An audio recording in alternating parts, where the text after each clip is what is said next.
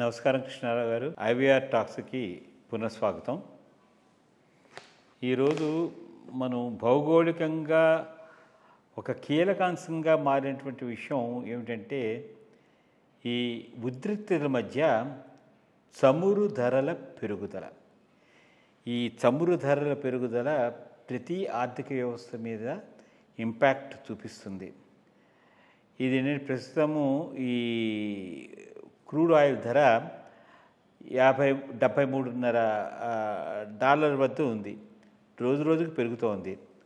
అదే Brent oil ధర 76.45 వద్ద ఉంది. ఇది దేనివలన? ఈ మధ్యప్రాచ్య దేశాల మధ్య వృద్ధి వలన పెరుగుతూ ఉంది.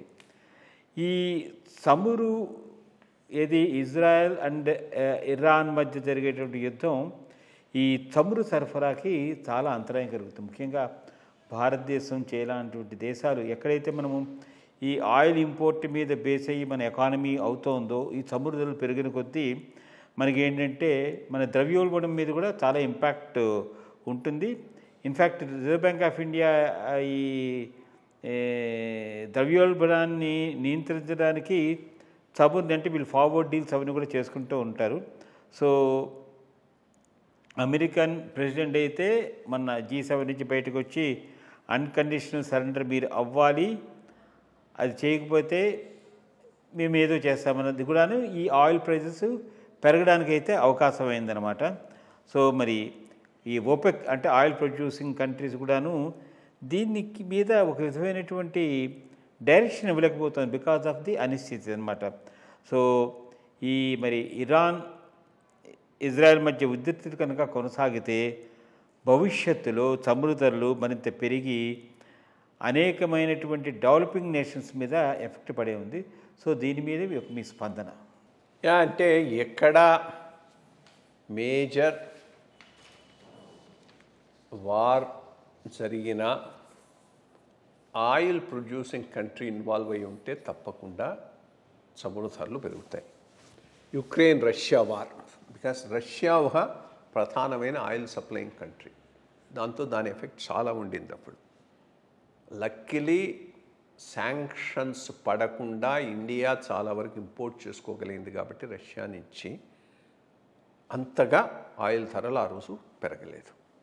ఈరోజు కూడా అదే సమస్య. ఈరోజు సమస్య ఇంకోళ్ళకు ఇరాన్ నుంచి మ్యాక్సిమం ఆయిల్ పోయేది క్రూడ్ ఆయిల్ చైనా.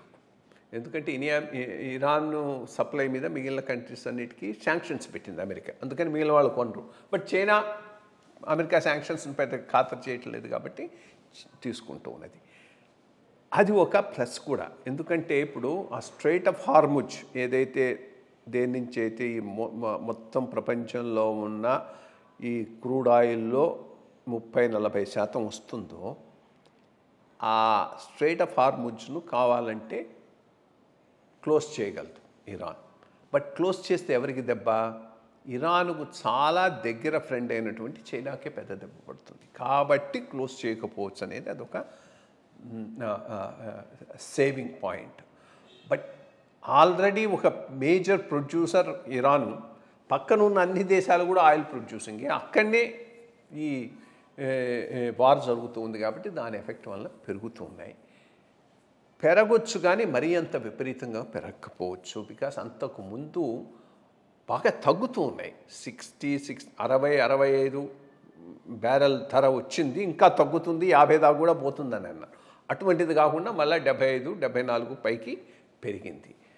మేబీ 80ని దాటకపోవచ్చని నా అసెస్మెంటు. ఎందుకంటే 2-3 విషయాలు. ఒకటి, రష్యా పంపింగ్ అట్లాగే ఉంది, ఇప్పుడు ఇంకా పెరగవచ్చు నెమ్మదిగా. ఏదో యుక్రెయిన్ వారు ఒక కొలిక్కి వచ్చే అవకాశం ఉంది. ఇది కాకుండా ఈ మధ్య కొత్తవి తయారైనాయి. గయానా ఒక పెద్ద ఇంపార్టెంట్ ప్రొడక్షన్ సెంటర్, స్లోగా గల్ఫ్ నుంచి లాటిన్ అమెరికా సైడ్కి పోతున్నది. ఇది క్రూడ్ ఆయిల్ సప్లై. అమెరికా కూడా చాలా ప్రొడ్యూస్ చేస్తూ ఉన్నది. సో ఈ రివైజ్డ్ సినరియోలో ఇది అంతగా పెరిగే అవకాశం లేదు. రెండోది కూడా ఇది కూడా ఏదో ఒక త్వరగానే ఒక సెటిల్మెంట్కు రావచ్చు. ఇరాన్ కూడా రియలైజ్ చేసుకుంది ఇంకా న్యూక్లియర్ వెపన్స్ కోసం ముందుకు పోవటం పెద్ద హెల్ప్ఫుల్ కాదని. ఈ వారంలో ఎడిదిరిగా బంకర్ బాంబ్స్ పెట్టేసి వాళ్ళవన్నీ కొట్టేస్తారు. కొట్టేసిన తర్వాత ఇంకా వాళ్ళకేమి పెద్ద దీన్ని కొనసాగించాల్సిన అవసరం ఇజ్రాయెల్కు లేదు, అమెరికాకు ఉండదు. ఇరాన్ ఆల్రెడీ చాలా దెబ్బతినిపోయింది, వాళ్ళ మిలిటరీ ఇన్ఫ్రాస్ట్రక్చర్ అంతా ధ్వంసం అయిపోయింది. కాబట్టి స్లోగా ఐ థింక్ 1 వీక్లో ఇది కూడా ఒక క్లోజింగ్కి వస్తుంది. Once it comes in to close మళ్ళీ పడే అవకాశం ఉంది, కానీ పెద్దగా పెరగకపోవచ్చు. మరి ఇవన్నీ సబ్జెక్టు హ్యాపెనింగ్ దాని మీద Nobody can guess. సో మరి వేచి చూడాలి. నమస్కారం.